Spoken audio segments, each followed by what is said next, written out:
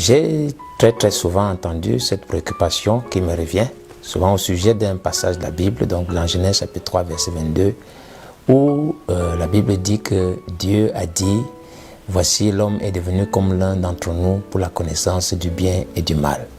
Et donc la préoccupation que les bien-aimés ont souvent, c'est, ils me posent la question, ça m'attend.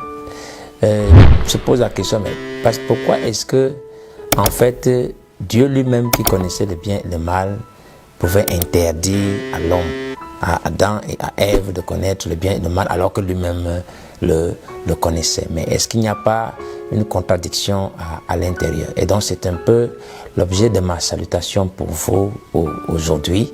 Donc, et donc je vais vous inviter déjà un peu à observer la nature. Et vous voyez que dans la nature, un peu parlant précisément de la manifestation des fruits, vous vous rendez compte que nous sommes en Afrique, donc en zone tropicale, nous avons plusieurs espèces de fruits déjà. Et donc chaque fruit en réalité a sa saison pour se manifester. Et cette saison pour se manifester suit un ordre bien précis. Et cet ordre-là en fait est en rapport avec les besoins de l'homme pour le moment forcément. Donc il y a un moment où le fruit doit être manifesté. Si vous le décalez un peu comme on a des moments où les gens ont fait pousser les fruits hors saison et tout, ça ne correspondrait pas en réalité au moment là précis. Et par rapport à les besoins de l'homme pour un certain temps, le fruit là en se manifestant, on doit satisfaire ses besoins pour le moment. Et puis à une autre saison, il y a encore un autre fruit qui doit sortir pour toujours satisfaire les besoins de l'homme pour ce moment-là. Donc déjà, pour la manifestation des fruits, il y a des saisons. À côté de ces saisons-là, quand vous allez même dans la saison de la manifestation des fruits, disons que la saison de la mangue, par exemple, il y a un processus, il y a quelque chose que nous observons. C'est-à-dire qu'un temps, si vous voulez, un moment précis où la mangue peut être cueillie et consommée. Si vous venez très tôt, trop tôt, autant pour moi, alors en consommant cette mangue-là, vous aurez les dents agacées. Et si vous allez trop tard, en fait, en venant, plutôt vous verrez que votre mangue, en fait, est déjà pourrie, donc elle n'est plus bonne à la consommation. Donc, en réalité, comme l'Ecclésiaste le dit, il dit que pour toute chose, il y a un temps. Donc, il y a un temps pour toute chose. Nous voulons essayer de veiller votre attention en ajoutant ceci que, en fait, pour toute chose aussi, il y a le bon moment. En réalité. Donc pour chaque chose, il y a le bon moment pour essayer de répondre à la question de savoir pourquoi est-ce que Dieu n'a pas voulu en réalité que Adam et Ève connaissent le bien et le mal. Je crois que vous avez déjà une première réponse à cela. Il faut savoir choisir, comme la Bible le dit, comme la nature nous enseigne, le bon moment pour chaque chose. Si vous venez trop tôt pour un fruit, vous risquez d'avoir des problèmes. Si vous venez trop tard pour le fruit, vous allez toujours avoir des problèmes. Il faut savoir choisir le moment correct. Par exemple, encore, laissez-moi vous prendre un ou deux, trois petits exemples pour illustrer la pensée que j'ai.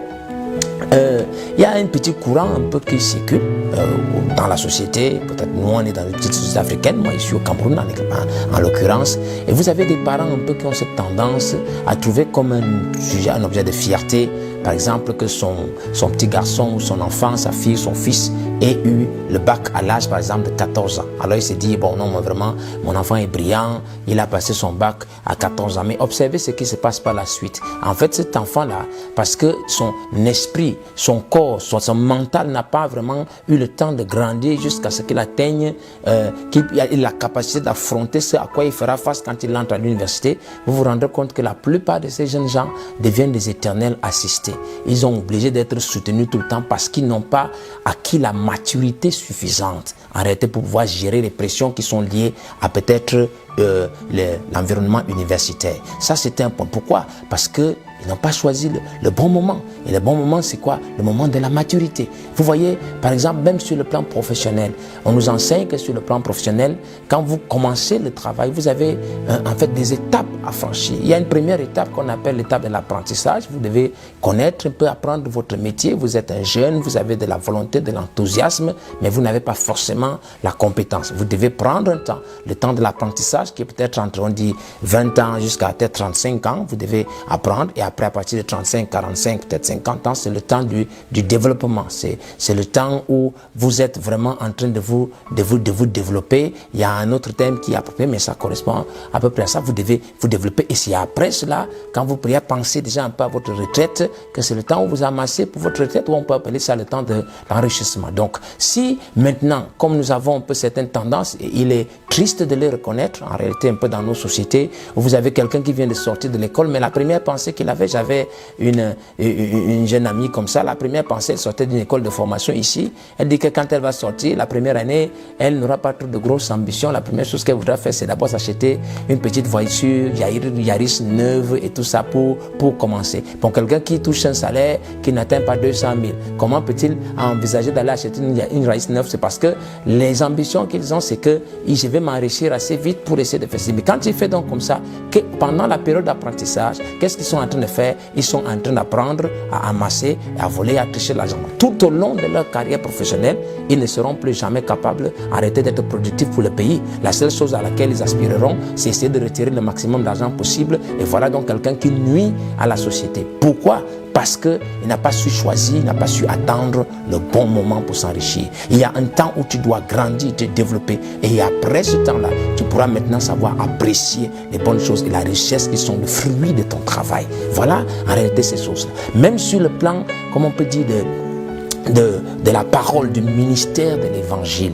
Il y a pour chaque chose aussi le bon moment. Un ministre ne peut pas commencer aujourd'hui à prêcher, à vouloir à tout prix être un grand prophète, amasser des foules et tout cela. Même quand vous avez entendu parler d'Élisée par exemple, qui a été appelé dans la Bible par le prophète Élie, il a dû passer un temps d'apprentissage. Il a dû passer un temps de développement avant qu'il ne soit en mesure en réalité de réellement porter la responsabilité qui était d'être un porte-parole pour le peuple. Tout cela, pourquoi? Parce qu'il a su identifier le bon moment. La Bible dit quelque part, dans la parole, je crois, dans Jérémie, dans les Lamentations, il dit qu'il est bon pour l'homme de porter le joug dans sa jeunesse. Pourquoi doit-il porter le joug dans sa jeunesse? Parce que le joug, c'est une masse qu'on met sur ton cou comme ça, pour t'orienter, pour te donner une certaine direction. Et quand tu arrives à être capable de suivre un sillon, c'est ce qu'on mettait parfois sur les bœufs, pour pouvoir tracer et sarcler le sol dans les champs. Quand on arrive à te faire tracer le sillon et tout, plus tard, ça te donne de la discipline, ça te donne une certaine façon de faire, et plus tard tu seras capable de rendre un travail qui soit satisfaisant.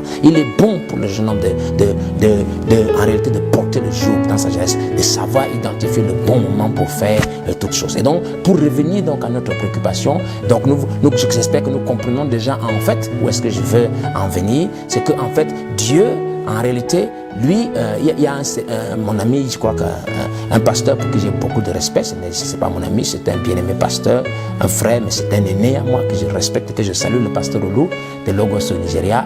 Il avait prêché un message, il disait quelque chose de très très intéressant. Il disait que Dieu, en réalité, contrairement à Adam et Ève, comme on dit, Dieu connaissait le bien et le mal. Adam aussi et Ève ont connu le bien et le mal, mais la différence entre Dieu et Adam et Ève, c'est que Dieu, lui, il connaissait le bien et le mal, mais il avait le caractère. Il avait la maturité suffisante pour pouvoir seulement être bien et le mal n'était pas en lui. Par contre, ce gars-là, quand ils l'ont connu, il n'avait pas eu le caractère. Qu'est-ce que ça signifie? Il n'avait pas su attendre le bon moment. Et c'est pour cela que dans la Bible, en fait, il est dit même au sujet du Messie.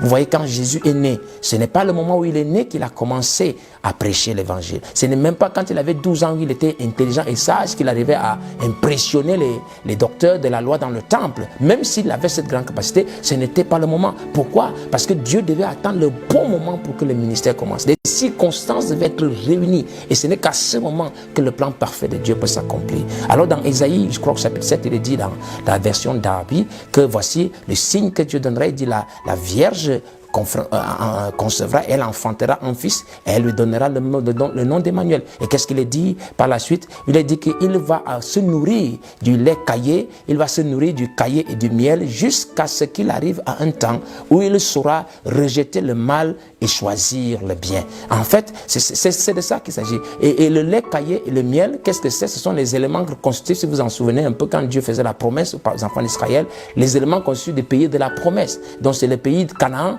dans le pays dans lequel coule le lait et le miel. Qu'est-ce que ça signifie? Donc, avoir un apprentissage de la parole, une éducation spirituelle qui permet qu'il arrive à un état de maturité. Donc, il arrive au bon moment où il est capable de rejeter le mal et de choisir le bien. C'est alors, à ce moment, que le ministère de Messie pouvait commencer pour lui. Donc, pour chaque chose dans la vie, que ce soit sur le plan professionnel, que ce soit sur le plan humain, que ce soit sur tous les plans, nous devons être capables de reconnaître, d'identifier, de choisir le bon moment. Donc, Pour revenir à notre point, Adam et Ève, comme nous avons vu dans notre vidéo précédente, parce que nous sommes sur le sujet du marionnettiste, on dit qu'il y a des désirs en fait qui sont innés dans l'homme. Pourquoi? Et ces désirs sont là pourquoi? Parce qu'il y a peut-être le besoin de la reproduction qui doit se faire sentir. Donc ces plaisirs doivent être là pour que la reproduction puisse être facilitée, mais il fallait qu'ils grandissent et qu'ils atteignent un certain niveau de maturité, qu'ils choisissent le bon moment, comme la Bible le dit aussi, je crois dans Cantique, et peut-être Isaïe, quelque part, il dit que ce qu'on appelle le temps de l'amour.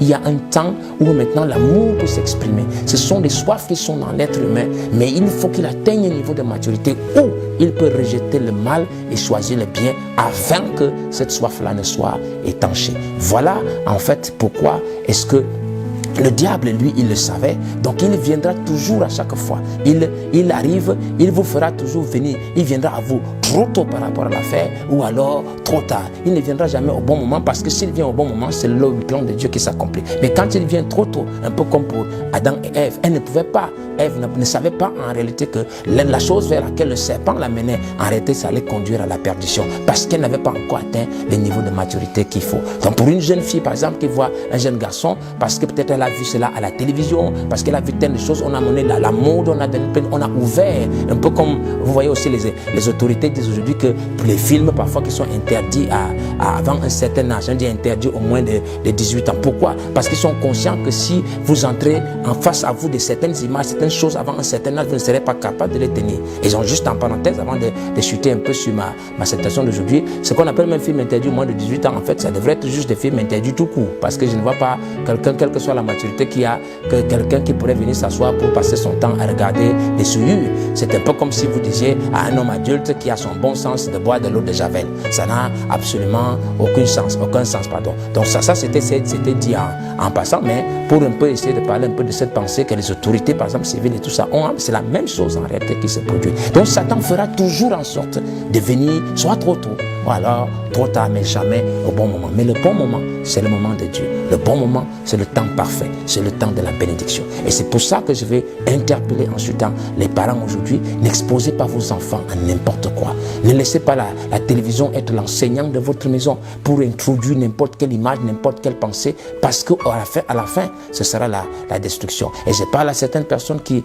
parfois disent aussi, ah bon, vous savez, nous avons le temps, j'ai le temps de vivre ma vie, j'ai le temps de faire ceci, mais parce que vous n'avez pas choisi le bon moment, et le bon moment, c'est le temps de votre jeunesse, quand vous pouvez le faire. Quand la parole de Dieu dit, par exemple, si vous entendez sa voix, n'endurcissez pas votre cœur, parce qu'aujourd'hui, c'est le jour de la visitation, c'est l'instant favorable, et ainsi de suite. Donc, parfois, vous avez amassé tellement de douleurs et de problèmes dans votre vie, si vous n'avez pas accepté de marcher avec Christ à un certain moment, quand vous arrivez à un certain âge, parfois, il risque d'être trop tard. Le fruit peut être pourri. Vous avez accumulé tellement de choses qu'il n'est plus possible facilement pour vous, en réalité, d'accepter Christ de façon simple. Comme on dit parfois, il arrive que quelqu'un traverse ce qu'on appelle la ligne de démarcation. Donc voilà, je vais vous laisser aujourd'hui méditer là-dessus, mais j'espère qu'à partir du moment, vous vous poserez toujours la question, quelle que soit la chose dans laquelle vous vous retrouvez, que ce soit dans le cadre du travail, que ce soit dans le cadre d'une relation, pourquoi est-ce qu'une jeune fille doit se presser à entrer dans une relation intime et sexuelle et tout ça si vous voulez vous marier avec quelqu'un? Mais prenez la peine de vraiment voir si la personne est digne de mériter votre confiance, si la personne est digne que vous sacrifiez tout ce que vous avez de bon pour vous et lui donner ça. Il faut donc que vous arriviez à identifier le bon moment. Et quel est le moment? Le moment où vous avez suffisamment étudié la chose, apprécié pour voir que véritablement avec cette personne je peux faire ma vie. À ce moment-là, vous pouvez prendre votre décision. Donc j'espère que vous allez y penser, quels que soient les compartiments, quel que soit le domaine de votre vie, que vous saurez à partir d'aujourd'hui choisir le bon moment. Mais nous sommes là, bien entendu, pour vous y accompagner. C'est pour cela que nous serons très heureux de recevoir de votre feedback, de vos nouvelles. Et puis, si vous avez apprécié, qu'elle a été une bénédiction pour vous, la vidéo, je veux dire, alors abonnez-vous à notre page, cliquez sur la page de notification pour recevoir le futur et puis partagez pour que vous soyez aussi une bénédiction pour quelqu'un d'autre. Ainsi, jusqu'à ce que nous nous retrouvions, à nouveau, recevez mes salutations fraternelles et l'expression de mon profond amour chrétien, sachant choisir le bon moment. Que Dieu vous bénisse.